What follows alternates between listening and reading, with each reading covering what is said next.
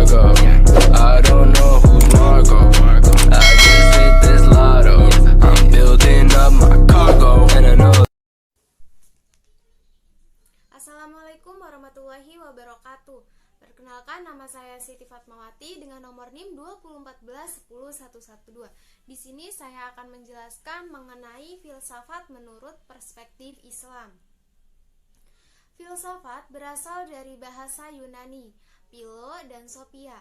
Philo berarti cinta dan sophia berarti kebijaksanaan atau kebenaran. Sedangkan menurut istilah filsafat diartikan sebagai upaya manusia untuk memahami secara radikal dan integral serta sistematik mengenai Tuhan, alam semesta, dan manusia. Musa Asy'ari menjelaskan bahwa hakikat filsafat Islam adalah filsafat yang bercorak Islami, yang dalam bahasa Inggris dibahasakan menjadi Islamic philosophy, bukan the philosophy of Islam, yang berarti berpikir tentang Islam. Dengan demikian, filsafat Islam adalah berpikir bebas radikal yang berada pada taraf makna yang mempunyai sifat, corak, dan karakter yang dapat memberikan keselamatan dan kedamaian hati. Dengan demikian, filsafat Islam tidak netral, melainkan memiliki keberpihakan atau komitmen kepada keselamatan dan kedamaian. Pada zaman dulu, di kalangan umat Islam, filsafat Islam merupakan kisah perkembangan dan kemajuan ruh. Begitu pula mengenai ilmu pengetahuan Islam, sebab menurut Al-Quran, seluruh fenomena alam ini merupakan petunjuk Allah Subhanahu wa Ta'ala. Tujuan filsafat Islam adalah untuk membuktikan kebenaran wahyu sebagai hukum Allah dan ketidakmampuan akal untuk memahami Allah sepenuhnya, juga untuk menegaskan bahwa wahyu tidak bertentangan dengan akal. Terima kasih. Materi selanjutnya akan dipaparkan oleh pemateri selanjutnya. Assalamualaikum warahmatullahi wabarakatuh. Saya Rizka Marifatul Waliyah dengan NIM 2014-10094. Di sini saya perwakilan kelompok 5 akan menjelaskan tentang sejarah filsafat di dunia Islam serta akan menyebutkan faktor-faktor timbulnya filsafat Islam. Oke, yang pertama saya akan menjelaskan tentang sejarah filsafat di dunia Islam. Jadi, secara historis, perkembangan filsafat dalam Islam itu dapat dikatakan dimulai oleh pengaruh kebudayaan Helenis yang terjadi akibat bertemunya antara kebudayaan Timur atau Persia dan kebudayaan Barat atau Yunani. Nah, pengaruh ini dimulai ketika Iskandar Agung atau Alexander the Great yang merupakan salah satu murid dari Aristoteles berhasil menduduki wilayah Persia pada 331 sebelum Masehi. Akulturasi kebudayaan ini mengakibatkan munculnya benih-benih kajian filsafat dalam masyarakat Muslim di kemudian hari. Penerjemahan literatur keilmuan dari Yunani dan budaya lainnya ke dalam bahasa Arab secara besar-besaran di era Bani Abbasiyah pada 750 sampai 1250-an Masehi. Dapat dikatakan memberi pengaruh terbesar terhadap kemunculan dan perkembangan kajian filsafat Islam klasik. Nah, peristiwa tersebut kemudian menjadikan proses periode ini sebagai zaman keemasan dalam peradaban Islam.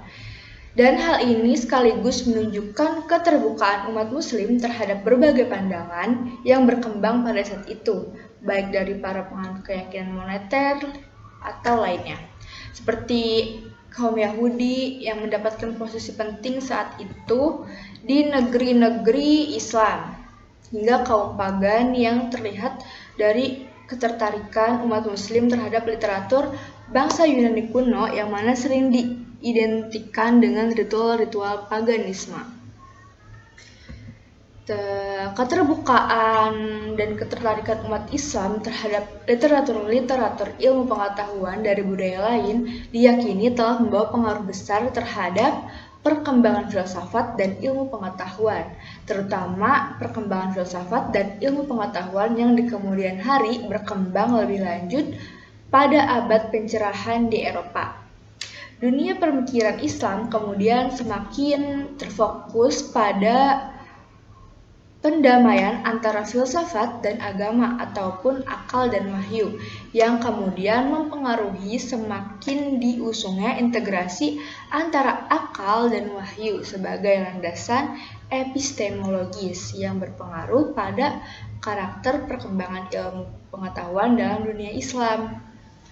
Maka dari itu, kondisi itu memunculkan semakin banyaknya cabang-cabang keilmuan dalam dunia Islam yang tidak hanya bersifat teosentris dengan merujuk pada dalil-dalil Al-Quran dan Al-Hadis sebagai sumber kebenarannya oleh para muta'alim atau ahli kalam, tetapi juga bersifat antroposentris dengan rasio dan pengalaman empiris manusia sebagai landasannya tanpa menegasikan dalil dalam Al-Quran dan Al-Hadis. Pada periode ini, dunia Islam itu menghasilkan banyak filsuf, teolog sekaligus ilmuwan ternama seperti Ibnu Sina, Al-Farabi, Al-Kindi, Al-Ghazali, dan Ibnu Rushd. Kajian filsafat Islam di periode ini umumnya itu mengkaji lebih lanjut tentang pandangan-pandangan perburuan filsafat di Eropa seperti logika, metafisika, filsafat alam, dan etika, sehingga periode ini disebut juga sebagai periode peripatik dari kajian filsafat Islam.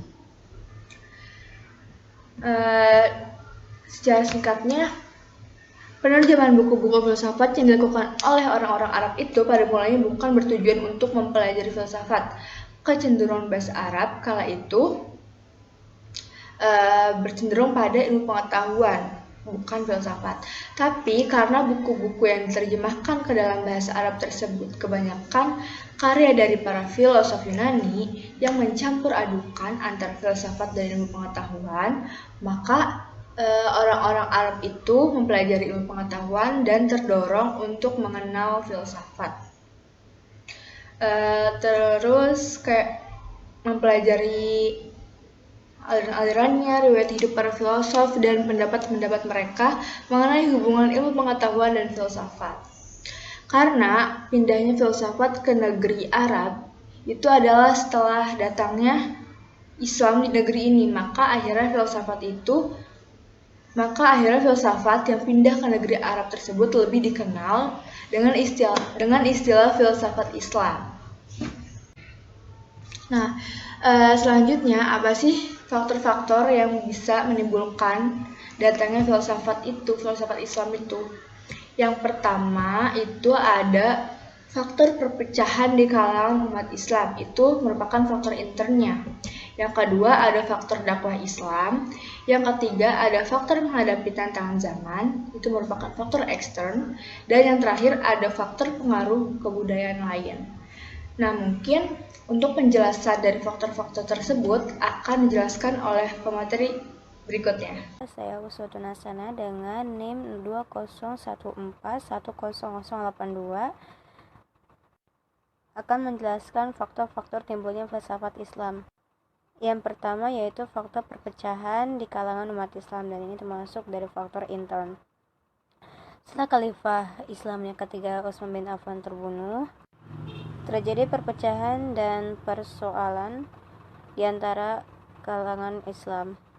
Dan perpecahan itu timbul akibat dan pada mulanya itu persoalan politik, kemudian merembet ke bidang lainnya. Dan untuk menyerang dan mempertahankan pendapat mereka, juga menyerang pendapat lawan, mereka menggunakan logika dan khazanah ilmu pengetahuan. Dan mereka memakai logika Yunani dan Persia. Sampai akhirnya mereka mencoba mendalami pemikiran-pemikiran dari Persia dan Yunani itu, kemudian akhirnya mereka berfilsafat sendiri, dan akhirnya filsafat itu akan membentuk dengan nama istilah filsafat Islam. Slide selanjutnya yaitu faktor dakwah Islam. Islam mengajarkan kepada umatnya untuk mengajarkan agama Islam kepada sesama manusia. Agar orang yang diajak masuk ke Islam itu dapat menerimanya dengan baik, untuk itu Islam memerlukan filsafat untuk mengajak secara rasional. Maka dari itu Islam harus menyampaikan ajarannya dengan dalih-dalih yang rasional. Faktor yang ketiga yaitu faktor menghadapi tantangan. Ini termasuk dari faktor ekstern. Zaman memang selalu berubah, dan Islam merupakan agama dengan segala perkembangannya. Dan itu juga bergantung pada pemahaman setiap umatnya. Karena itu, ketika zaman berkembang, maka berkembang pula pemikiran manusia pada umat Islam terhadap agamanya. Dan perkembangan pemikiran itu juga akan berlangsung di dalam filsafat itu sendiri. Dan yang terakhir di slide selanjutnya ada faktor pengaruh dari kebudayaan lain. Setelah daerah kekuasaan umat Islam semakin luas ke berbagai daerah, umat Islam juga dan di situ memiliki kebudayaan baru dan kebudayaan yang bermacam-macam. Lalu mereka tertarik untuk mempelajari dan mengenal kebudayaan tersebut, sampai akhirnya terjadi sentuhan di antara kebudayaan itu. Dan ini ditemukan banyak sekali di teori filsafat Islam. Salah satu teori yang dikemukakan Al-Farabi yaitu teori emanasi.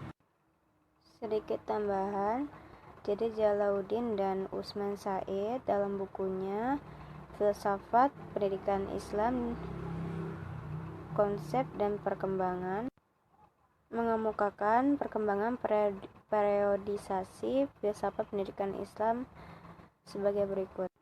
Yang pertama, periode awal perkembangan Islam. Pada masa itu, yaitu pada masa Rasulullah, mulai terbentuk pendidikan yang bersumber dari Al-Quran dan As-Sunnah. Lalu ada periode klasik. Di awal periode klasik ini, sejumlah pemikiran mengenai pendidikan dengan kepentingan tempat serta waktu saja.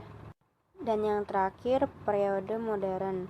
Menurut Harun Nasution, periode ini dimulai sejak abad 1800 Masehi. Puncaknya pada periode modern ini terangkum dalam Konferensi Pendidikan Islam Sedunia di Mekkah tahun 1977 sebagai awal pencetus konsep tentang penanganan pendidikan Islam. Untuk materi pelopor filsafat Islam akan dilanjutkan di slide selanjutnya. Selanjutnya yaitu membahas tentang pelopor filsafat Islam. Pelopor filsafat dalam Islam ada 4. Yang pertama ada Al-Kindi. Menurut Al-Kindi, filsafat yang paling tinggi adalah filsafat tentang Tuhan.